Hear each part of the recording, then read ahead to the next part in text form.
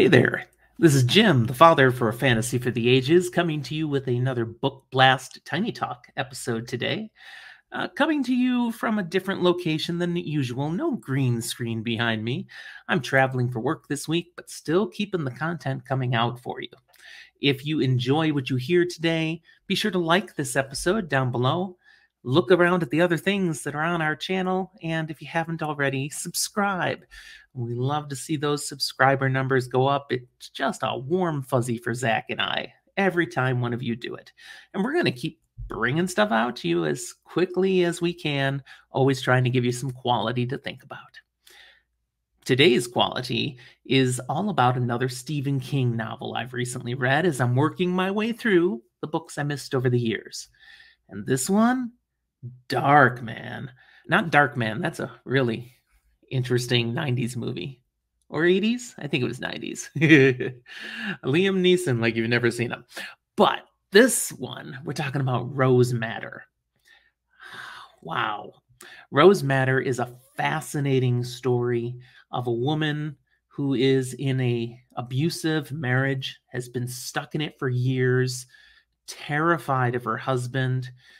He is a dark dude, and she is finally inspired, driven, scared into leaving.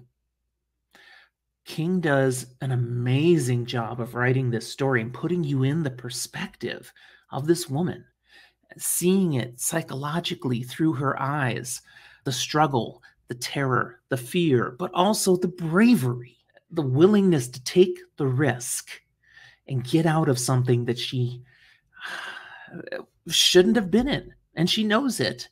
And she can't really explain why she stayed in it for so long, which is so true to life for so many women these days. You also get King writing from the abuser's perspective. And that's twisted and dark. And again, King's skill as a writer is so profound here in that he can bring it authentically to life, this battered woman and her perspective, and you're cheering for her and you're with her and you feel for her and you're scared for her and you're hopeful for her. It's got all these emotions. But then he's flipping back and forth to this psychotic husband who's trying to hunt her down, who's trying to get her back. And not just to get her back, but to teach her a lesson. Perhaps a final one. Dark stuff, but it's not just a well-crafted story here with some powerful messages for people, including, I love the way he writes of women empowering themselves, getting out of things, and finding help, being able to move on, start fresh. That's really well done.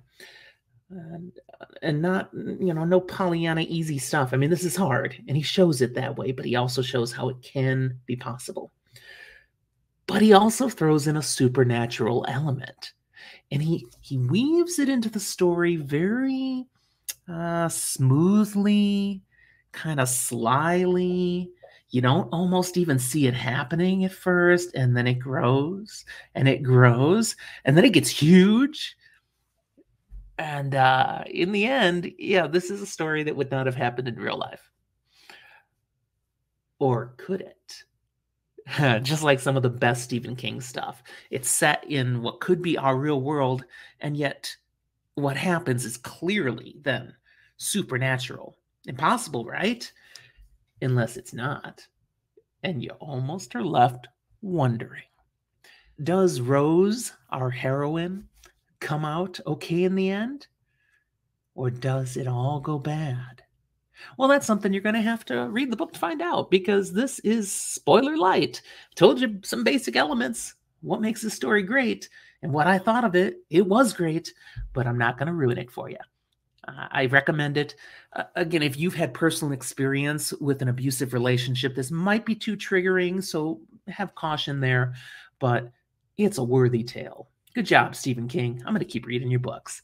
Thanks, everyone, for joining me, and that's it. We'll talk to you next time.